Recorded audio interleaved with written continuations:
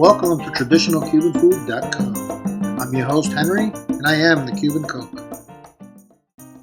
Empanadas. We're making two different types of empanada, and we're going to need empanada dough, seasoned beef, raisins, cream cheese, guava paste, and sugar. Hi, today we're going to make empanadas.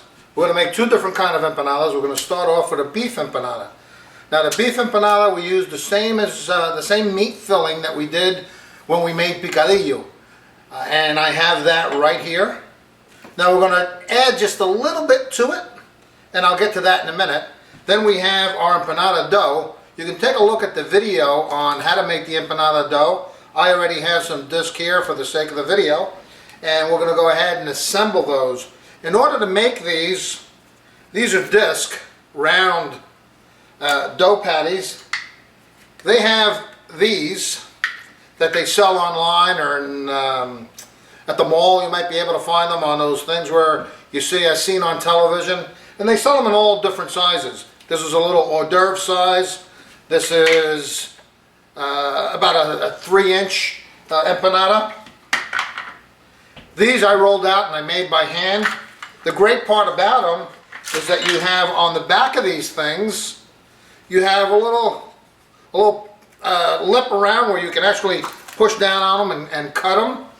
If you don't have one of these, not a big deal. Make your dough as per the other video, then roll it out, and you could use an empty can of coffee to make your, make your round.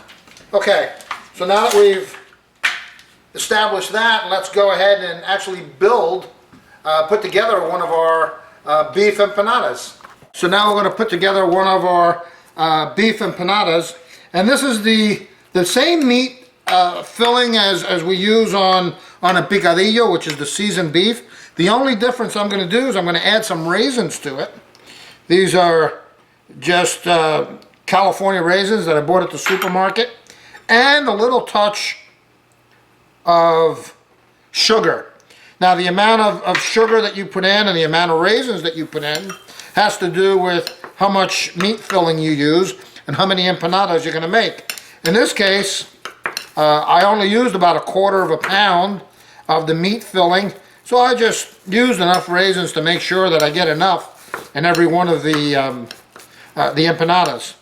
Okay, so now I have my raisins and my sugar incorporated there. I'm going to go ahead and build one of these. So typically you have about 2 teaspoons of filling that you can put in these. And we're going to pile it right there in the middle.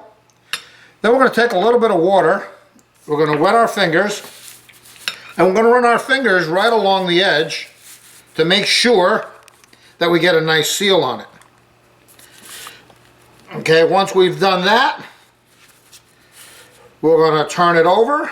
Make sure your filling's in there. We're going to turn them over. And I'm showing you how to make these the way we used to make them when I was a kid. And my mom and my grandma would make them at home. We didn't have these little forms to be able to make it for us. We used to use a fork. And I still do most of the time. And you just crimp down all the edges, like so. And once you have all your edges crimped, I take a little knife and I just put in just 2 little holes. And the reason I put in those 2 little holes is when we fry them in a little while, we want to be able to allow that to escape and the dough doesn't bubble up. Okay, now we've assembled our meat empanadas. One of the most traditional empanadas that we Cubans enjoy are guava and cream cheese. So I have some guava here and some cream cheese. All I did was take a tub of cream cheese and I cut out slices at about a 1/2 inch, 1/4 inch to a 1/2 inch. And guava, we did the same thing. I cut out little slices of about 1/4 inch to a 1/2 inch, and we're going to assemble these. So now we take a piece of cream cheese along with a piece of guava, put it right in there. As with the other empanadas, we're going to take some water.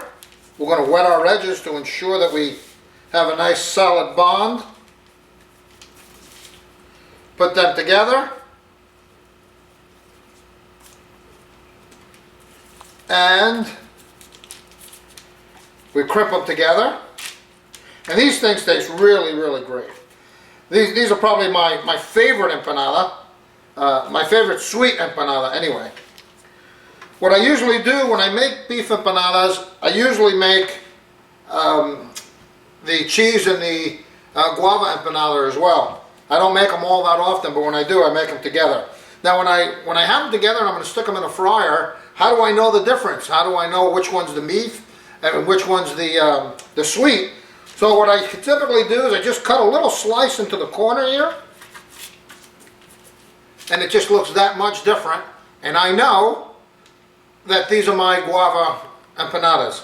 Okay, I'm going to fry my empanadas. I'm going to use my deep fryer. If you don't have a deep fryer, that's okay. Don't worry about it. Don't look at the video and go, oh my gosh, I can't make empanadas. I don't have a deep fryer.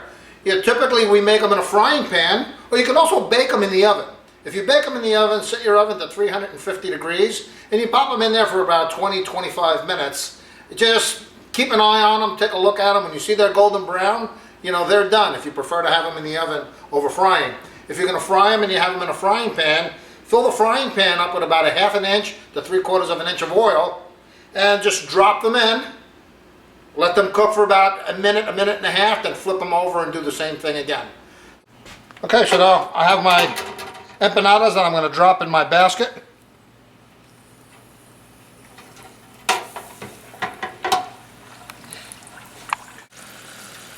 Okay, they're nice and golden brown.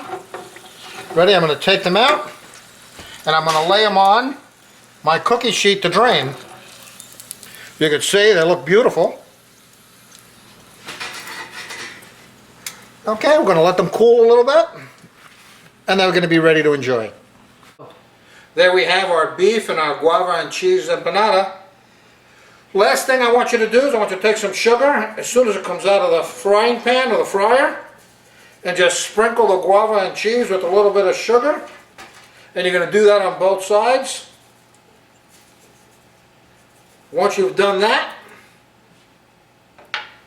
you're ready to start enjoying. Okay, so as always, buen provecho.